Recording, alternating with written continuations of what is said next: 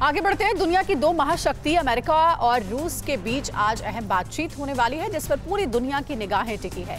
Ukraine को लेकर होने वाली बातचीत से पहले बाइडेन ने रूस को बड़ी धमकी दी है। इस बीच यूक्रेन पर रूस के हमले की आशंका को देखते हुए यूक्रेन के राष्ट्रपति अपनी सेना का मनोबल बढ़ाने जवानों के बंकरों में पहुंचे और अमेरिका ने बीजिंग में अगले साल होने वाले विंटर ओलंपिक्स का किया राजनीतिक बहिष्कार। चीन ने दी अंजाम भुगतने की धमकी। ग्लोबल टेंशन से जुड़ी दुनिया की सभी अहम खबरें देखते हैं टॉप 9 वर्ल्ड बैटल ग्राउंड में।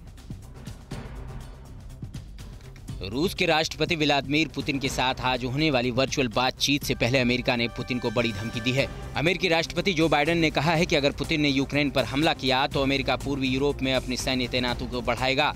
जो बाइडेन की इस चेतावनी का असर आज होने वाली बातचीत पर भी पड़ सकता है। यूक्रेन के मुद्दे पर अमेरिकी राष्ट्रपति जो बाइडेन और रूसी राष्ट्रपति व्लादिमीर पुतिन के बीच आज वीडियो कॉन्फ्रेंसिंग के जरिए होने वाली बातचीत से पहले बाइडेन ने कहा है कि वो इस बातचीत से पहले अपने यूरोपीय पार्टनरों से सलाह मशविरा करेंगे। बाइडेन आज होने वाली बातचीत में यूक्रेन की सीमा पर रूस की सैन्य गतिविधियों और यूक्रेन की संप्रभुता का मुद्दा उठाएंगे। यूक्रेन को लेकर रूस की क्या मंशा है, उसका पता यूक्रेन की सीमा पर भारी रूसी सैन्य जमावड़े से पता चलता है। 18 अक्टूबर से 26 नवंबर के बीच सैटेलाइट से ली गई तस्वीरों में यूक्रेन की सीमा पर बड़ी संख्या में रूसी सैनिकों और टैंकों की मौजूदगी के सबूत मिले हैं। अमेरिका ने कहा है कि रूस ने यहां 70,000 सैनिकों की तैनाती की है और वो अगले महीने यूक्रेन पर हमला करने की तैयारी कर रहा है।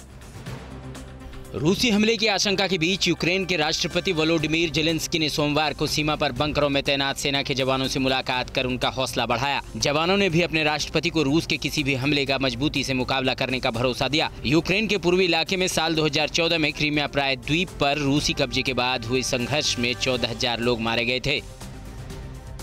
अमेरिका ने चीन के शिनजियांग प्रांत में मानवाधिकारों के उल्लंघन को लेकर अगले साल होने वाले बीजिंग विंटर ओलंपिक खेलों का बहिष्कार कर दिया है। बाइडेन प्रशासन के इस फैसले पर राष्ट्रपति जिनपिंग तिलमिला गए हैं। चीन ने कहा है कि बहिष्कार करना अमेरिका को महंगा पड़ेगा। चीन भी अमेरिका के खिलाफ जवाबी कार्रवाई करेगा। हालांकि चीन ने जवाबी कार्रवाई को लेकर कोई खुलासा नहीं किया है। चीन की चुनौतियों से निपटने के लिए अमेरिकी वायुसेना 2 गुप्त मानव रहित आधुनिक ड्रोन को विकसित करने में जुटी है।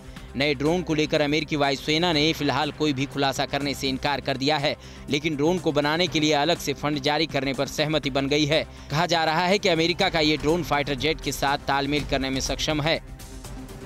समंदर में दूसरे देशों के खिलाफ लगातार साजिश रचने और अपनी ताकत बढ़ाने का दावा करने वाला चीन हिंद प्रशांत क्षेत्र में कमजोर हो रहा है। सिडनी के लोवी इंस्टीट्यूट की रिपोर्ट के मुताबिक हिंद प्रशांत क्षेत्र में चीन की शक्ति कम हो रही है।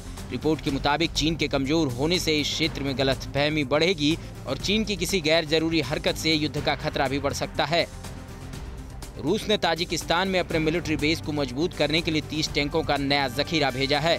कुछ दिन पहले ही ताजिकिस्तान में मौजूद रूसी सेना ने मिसाइल डिफेंस सिस्टम के साथ अभ्यास किया था। रूस को डर है कि अफगानिस्तान में तालिबान के सत्ता में आने के बाद इस्लामी आतंकवादी सीमा पार कर ताजिकिस्तान, उज्बेकिस्तान और कजाकिस्तान में घुसपैठ कर सकते हैं। समंदर में उत्तरी द्वीप होक्काइडो के पास चीन रूस की मिलिट्री ड्रिल में भड़के जापान ने दर्जनों टैंक के साथ शक्ति प्रदर्शन किया।